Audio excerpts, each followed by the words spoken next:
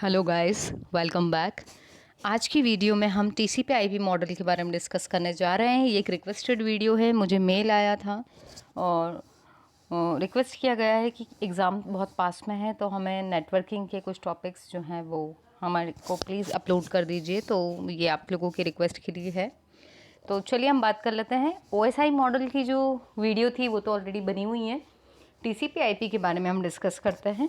और इसके साथ ही मैं एक बार बोल दूं कि यदि आपने चैनल सब्सक्राइब नहीं किया है तो चैनल को ज़रूर सब्सक्राइब कर लीजिए, क्योंकि इसमें आपको कंप्यूटर से रिलेटेड और भी सब्जेक्ट्स के अपकमिंग ईयर्स के भी आपको कंटेंट बहुत अच्छे से और ईजीएस्ट वे में समझने के लिए मिलेंगे। तो ये चैनल आपके लिए काफ़ी यूज़फुल है। चलिए स्टार्ट करते हैं। तो टीसीपी और आईपी, इसका जो फुल फॉर्म है वो है transmission control protocol and internet protocol. ठीक है, ये क्यों यूज़ किया जाता है? कुछ भी कम्युनिकेशन यदि हम कर रहे हैं तो उस कम्युनिकेशन को पॉसिबल बनाने के लिए, एक कंप्यूटर से दूसरे कंप्यूटर के बीच में कम्युनिकेशन को सिक्योर बनाने के लिए, रिलायबल बनाने के लिए और उसको स्टैंडर्डाइज करने के लिए क्या आया हमारे पास? TCP IP. ठीक है। अब ये जो आपके प्रोटोकॉल्स हैं ये हमारे डिवाइसेस को एक दूसरे से कम्युनिकेट करने में हेल्प करते हैं ओवर द इंटरनेट। ये जो है इसको डेवलप किसने किया था? Defence advance research projects agency in US. तो यूएस की जो डिफेंस एजेंसी थी उसने इसको डेवलप किया था। तो टीसीपी आईपी जस्ट स्टार्ट कैसे हुआ था? जैसे अदर प्रोटोकॉल्स होते हैं वैसे ही, और आगे चल के ये क्या बन गया? स्टैंडर्ड प्रोटोकॉल फॉर अरप्पानेट, जो मॉडर्न इंटरनेट का प्रेडिसेसर है। ठीक है, जो अरप्पा नेट बना था वो यूएस में ही बना हुआ था, पहले उन्होंने यूज़ किया था उसको। तो today TCP IP is the global standard for internet communication. तो इंटरनेट पे आप जो भी मैसेज भेज रहे हैं, इंस्टा पे, व्हाट्सएप पे, फेसबुक पे जो भी मैसेजेस जा रहे हैं वो सब किसको फॉलो कर रहे हैं? टीसीपी आईपी को। हम बहुत शॉर्ट में ही देखने वाले हैं क्योंकि आपकी एग्ज़ाम्स बहुत पास में, तो हम एकदम क्रक्स जो है वो आपको एक्सप्लेन कर रहे हैं यहाँ पर। अब ये काम कैसे करता है, इसका क्या मतलब है, क्यों यूज़ करते हैं इसको? तो इसका काम ये है कि ये डिटरमाइन करता है, ये इस चीज़ को निर्धारित करता है कि कंप्यूटर के बीच में डेटा जो है वो कैसे ट्रांसफ़र होगा। मान लो मेरा कंप्यूटर या मेरी मोबाइल है, कोई डिवाइस है, उस डिवाइस में से मैंने किसी को चैट किया, मैसेज किया, ठीक है, तो वो मैसेज दूसरे बंदे के कंप्यूटर में या उसके मोबाइल में कैसे जाएगा? उसकी वही प्रोसेस होगी जो प्रोसेस किसी तीसरे बंदे के मोबाइल से मैसेज जाने की होगी। तो इसको एक स्टैंडर्ड वे में कन्वर्ट करने का काम किसका? टीसीपी आईपी का। अब ये जो डेटा हमारा जा रहा है ये मैसेज वही जाना चाहिए जो मैंने भेजा है।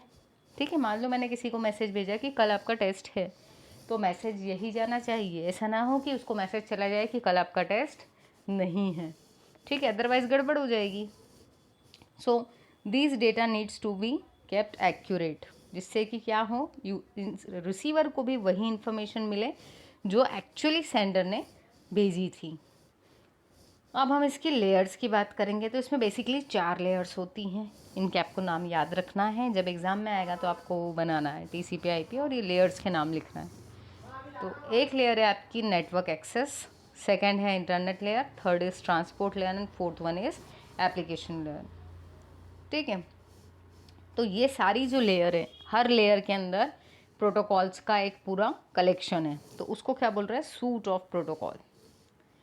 TCP/IP model passes data through these layers in a particular order when user sends information। तो जब भी यूज़र एक मैसेज को भेजता है तो वो मैसेज इन 4 लेयर्स से होके गुजरता है। ठीक, तो अगर मैंने भेजा तो अलग ऑर्डर में जाएगा और मेरे पास रिसीव हुआ तो अलग ऑर्डर में जाएगा। जब भेजेंगे तब कैसे जाएगा? टॉप से बॉटम की तरफ जाएगा। और जब अपने पास कोई मैसेज आएगा तो बॉटम में पहले आया फर्स्ट वाली लेयर पे, वो वहाँ से भेजते भेजते एप्लीकेशन लेयर तक भेजेगी। देख लेते हैं अब इसको। ये देखो, ये है हमारी पहली लेयर जिसका नाम क्या है? Network access layer. क्या काम है इसका? इसको और किस लेयर के नाम से जानते हैं? डेटा लिंक लेयर के नाम से। ये फिजिकल इंफ्रास्ट्रक्चर जितना है उसको क्या करती है? हैंडल करती है। तो जो काम आपकी फिजिकल लेयर और डेटा लिंक लेयर का था वो काम यहाँ पर आपके नेटवर्क एक्सेस लेयर का होगा। ये क्या करेगी? ईथरनेट की केबल्स को, wireless network, network interface card जो NICs होती हैं, उन सबको कवर कर लेती, सारों का काम करेगी। The network access layer also includes the technical infrastructure, जैसे कि जो कोड होते हैं वो that converts digital data into transmittable signals. तो जो काम आपकी फिजिकल लेयर का था, 0 1 को एनालॉग सिग्नल में कन्वर्ट कर रही थी, एनालॉग से डिजिटल और डिजिटल से एनालॉग, वही काम किसका है, आपकी नेटवर्क एक्सेस लेयर का। ठीक है, इसके बाद आ जाते हैं हम अपनी लेयर 2, जिसका नाम क्या है, इंटरनेट लेयर। इसको हम नेटवर्क लेयर भी बोलते हैं। ये क्या काम करती है, ये फ्लो को कंट्रोल करती है, राउटिंग का काम करती है, कि मतलब आपके जो डेटा पैकेट्स रहेंगे वो किस रूट को फॉलो करेंगे, जिससे कि क्या इंश्योर हो कि आपका डेटा स्पीडली और एक्यूरेटली जाए। क्योंकि हम बोलते हैं ना कई बार कि इस रूट पे बहुत ज़्यादा ट्रैफिक है तो दूसरे रूट से चले जाओ। ठीक है, तो अगर लंबा रूट भी लोगे तो भी इसके ट्रैफिक को फेस करने से कम टाइम ही लगेगा, आप फिर भी पहुंच जाओगे। तो वो काम किसका है यहाँ पर, इंटरनेट लेयर का। ये राउटिंग का पूरा काम करती है ताकि हमारे जो भी डेटा पैकेट्स हैं वो स्पीड के साथ और सही सही पहुँच जाएँ, उसमें कोई कोलिजन ना हो। ये लेयर और किसके लिए रिस्पॉन्सिबल है, for reassembling the data packets at its destination. तो जब भी एक बड़ा मैसेज है तो हम उसको डायरेक्ट नहीं भेजते हैं, वो कैसा होता है, छोटे छोटे सेगमेंट्स में डिवाइड होता है, और वो सेगमेंट्स को हम क्या बोलते हैं, पैकेट्स।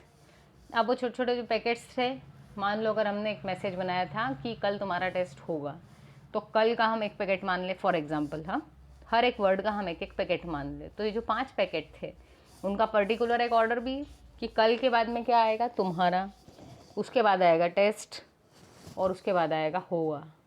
ठीक, तो 4 पैकेट बन गए अपने, चारों पे कुछ नंबरिंग हो गई, और चारों को जब तोड़ा, 4 पैकेट बना के भेज दिए, तो जहाँ भेजे उस बंदे के पास क्या काम रहेगा कि चारों को इकट्ठा करे, एक उसमें जमाए सीक्वेंस में, और फिर पढ़े उस मैसेज को। तो ये काम किस लेयर का है, ये काम है हमारी इंटरनेट लेयर का, या जिसको हम नेटवर्क लेयर बोलते हैं उसका। तो इसी प्रोसेस को क्या बोल रहे हैं, रीअसेंबलिंग।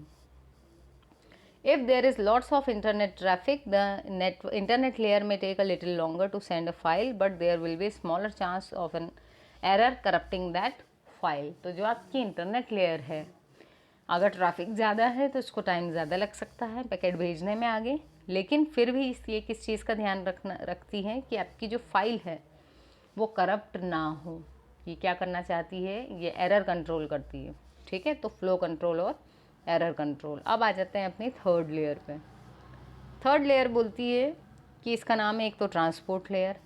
इसका काम क्या है, ये आपके डेटा के बीच में कनेक्टिविटी प्रोवाइड कर रही है।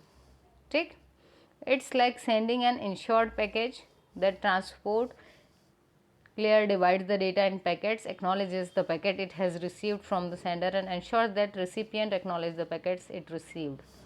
तो ये क्या करती है, इसके पास जितने पैकेट आ गए उसको एक्नॉलेज कर देती है कि हाँ ठीक है, मेरे पास में पैकेट नंबर 5 अगर आ गया तो मैं सामने वाले को मैसेज कर दूँ कि 5 नंबर पैकेट आ गया।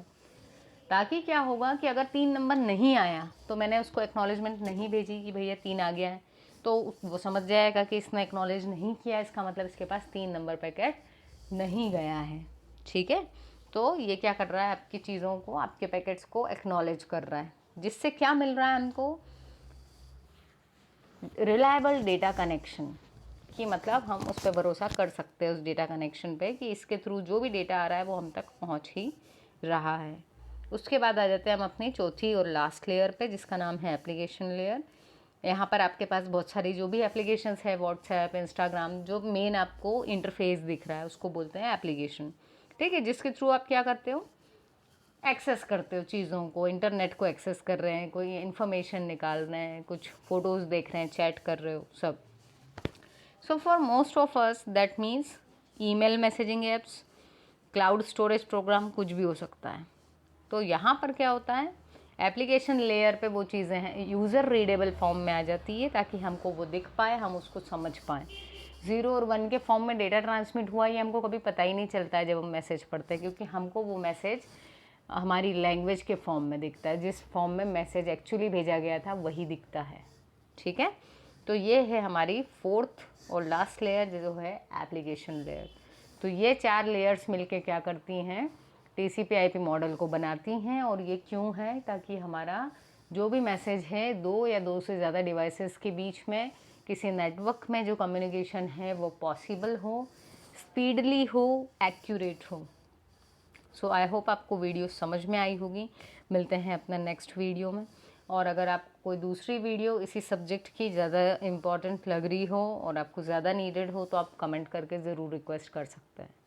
So thank you so much for watching. मिलते हैं अपनी नेक्स्ट वीडियो में।